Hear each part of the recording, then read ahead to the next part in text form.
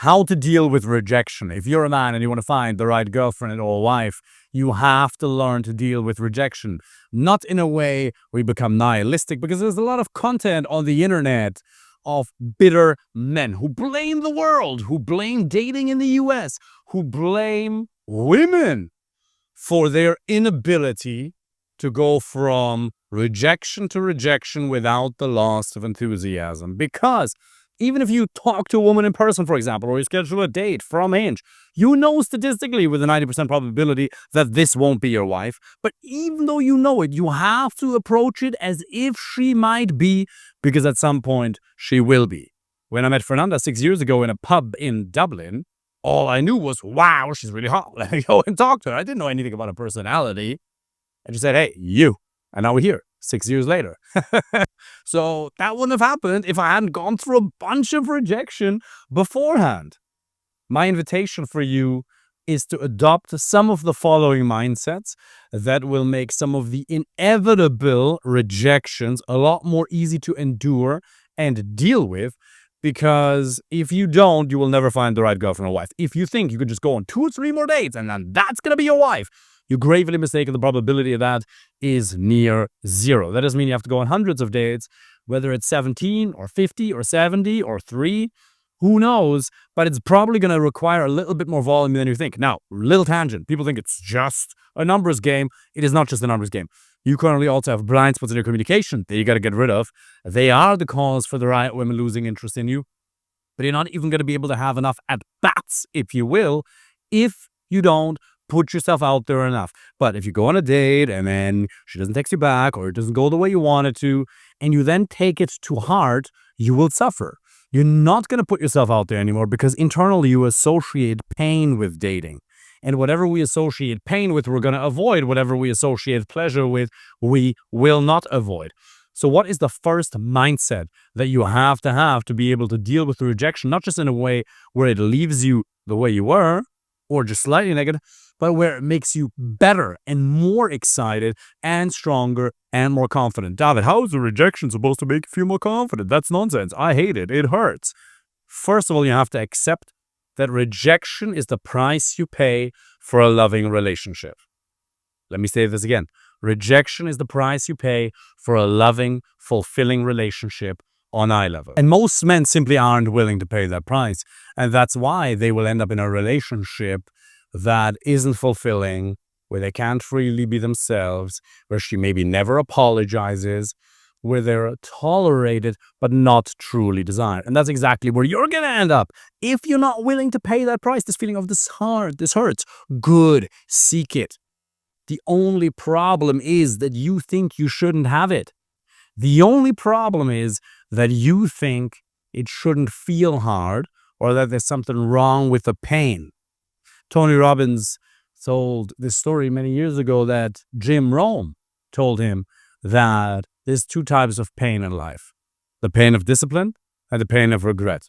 And trust me, when you're 120 years old, your balls are so wrinkly, they're down to your knees, you haven't made love to anybody, including yourself, in the last 15 years, and you're reflecting back on your life, the pain of regret is going to hurt a lot more than a little bit of rejection. There will come a time where you will die. You will lie in a hospital bed, reflecting on your life, wishing you had gotten more rejection. I have gotten more rejections than you have ever made love to yourself. That is a fact. Really. I have gotten rejected tons. Fernanda thinks, David, you're so handsome.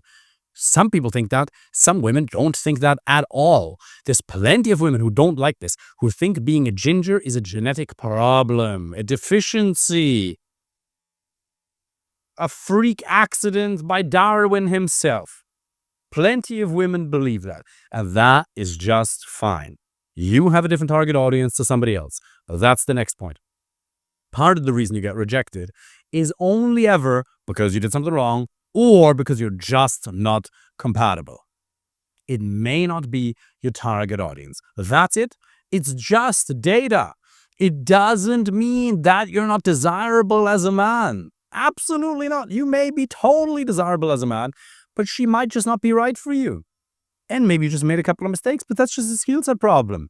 If you're a kind, hard-working man who's able to reflect on himself, get a little bit of personal development, you set goals, you achieve them, well, then you're going to be able to achieve this too. It's just data. The only thing about a rejection, well, in the beginning, it hurts because we're not used to it, so it's naturally going to hurt. But eventually, it's just the meaning you give the situation, not the situation itself. Really, what would you rather have? Cancer and die in 2 weeks, or a couple of rejections? Okay. You see, it's not that big a deal. You could imagine way worse outcomes happening to close family members of yours. If some of the family members you love the most were to die tomorrow, would you care at all about getting that rejection? No, you wouldn't. You wouldn't care whatsoever. So, it's just in your head. It is the meaning you've given the rejection that's making you suffer. It's a thought you believe that's taken power away from you. What is that thought? Well, very simple. I'm not desirable. She doesn't like me. Therefore, this dating thing doesn't work. Therefore, I'll never find someone like that, or somebody that I truly want to be with. It doesn't work, and then we get frustrated. And that belief in and of itself takes power away from us. It takes joy away from us. And then we don't want to put ourselves out there. Why are there billionaires in the world who are fat? Not because they're not intelligent, not because they're not hardworking. They are evidently both extremely intelligent, very hardworking, and yet they're overweight because they have mindset problems, emotional conflicts, and maybe just not the right strategies. That's it. It's not because there's something wrong with you. It's not about that at all. And also, if you're not willing to get more rejection, you will not get a relationship with a woman that you're very compatible with. And compatibility truly is a spectrum on a scale of 0 to 10. How compatible are you? Me and my ex-wife, we were a 4 out of 10 compatible. And that was painful. And you and your past relationships, maybe 7 out of 10, maybe 6 out of 10. 10 out of 10 doesn't exist, but can you have a 9 out of 10 level compatibility, an 8.5, 9.3 level compatibility? Yeah, that's absolutely possible, but it's absolutely never going to happen if you're not willing to go through a little bit of pain. But it's actually not that painful, because once you get a couple of rejections and you realize, hey, this is great, I'm only 20 rejections away from an amazing date, or whatever it may be, then you will seek it. If you're not willing to go through it, trust me, my friend, you're just going to prolong the suffering. You can either have a little bit of pain right now or prolonged pain for the rest of your life. Pain is going to happen anyway. Pain is an inevitability of life. It's a biological certainty. It's going to happen. But you can either have a little bit of pain right now that is self-inflicted, that is purposeful, that is a result of your growth as a man that's going to make you a better father, or the pain you're going to experience in the long term is going to be that of self-defeat. Henry David Thoreau said, most men live lives of quiet desperation. If you walk down the street and you see a man in a relationship with a woman, oftentimes the desperation ain't so quiet anymore, is it? You can see he's half depressed. And I was there with my ex-wife. I was suffering so much, not because she's a bad person, but because we're truly not compatible. And if you're not compatible, you're not going to be able to meet each other's needs. Let me say this again.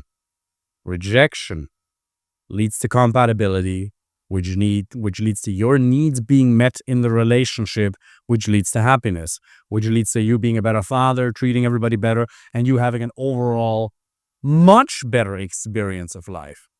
All the fights you've had in those past relationships, 90% of them were completely unnecessary. It's just because you were lazy. That's the real problem. You're just lazy.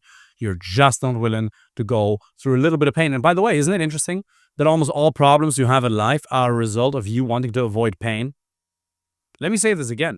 Almost all, problems you have in life are a result of you just wanting to avoid pain. Any problem you can have could be solved with just a little bit more of a willingness to endure some pain. Little bit of pain. If you go to the gym, that's painful. If you eat healthy, that's painful.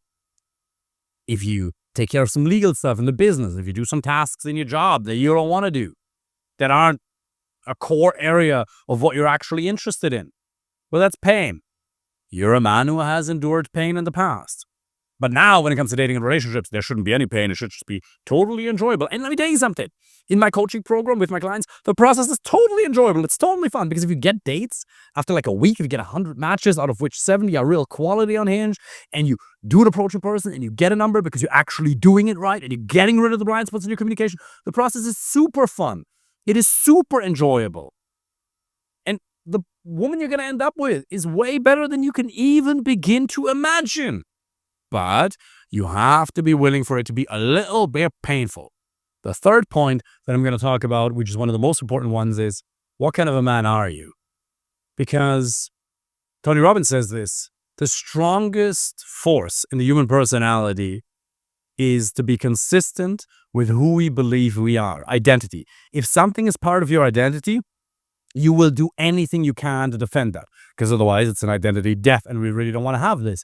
That's why we also have to be so careful how we use the words I am. So how do you define yourself? Are you the man who settles? Are you the man who avoids a little bit of purposeful, constructive pain? Are you the type of man who's a loser, who takes the easy way out? Or are you going to do what's right?